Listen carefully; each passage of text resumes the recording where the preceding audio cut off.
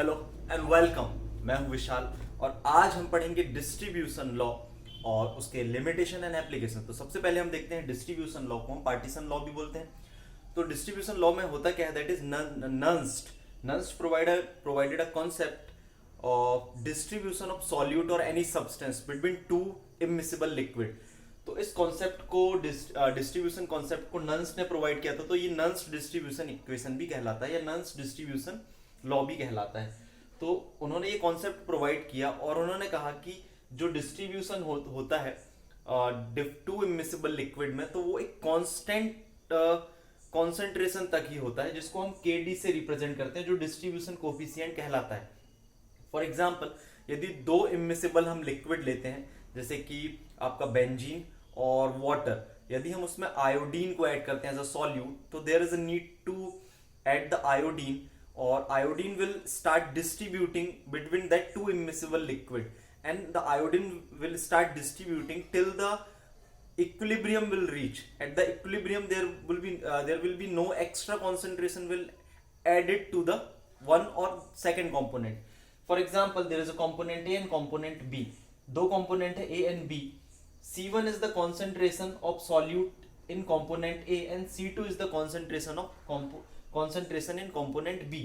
So it is going to equal to the KD, that is distribution coefficient.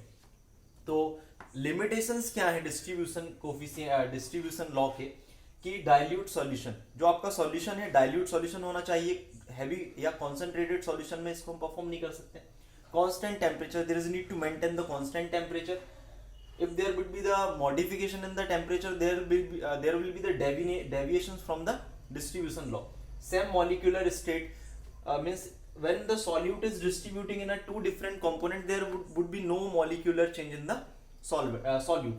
So this may also cause the deviation from the distribution law. So one point also you can add to the answer, that is deviation may be in distribution of solute, या distribution law में deviation हो सकता है इन दो तीन कारणों से. Equilibrium concentration, it takes longer time to get equilibrium concentration, means long time लगता है उसको, बहुत तेजी से सेक करके हम साइड में रख देते हैं लॉन्ग टाइम के बाद में, तो धीरे धीरे डिस्ट्रीब्यूट होता रहता है, तो इट टेक्स लॉन्ग टाइम. तो this is the limitation. Non-miscibility of liquid. The liquid should be immiscible in this process. Now we'll talk about application of distribution law. Distribution law is applied in many what we can say the chemical or purification process. For example, separation of organic substance. Organic substance के separations के लिए हम use कर सकते हैं. Then study of complexation. Complexation की study के लिए हम इसका उपयोग कर सकते हैं. Useful in determination of association and dissociation, and also it is used in many metallurgical process. For example, desilverization of lead. So thank you and all the best.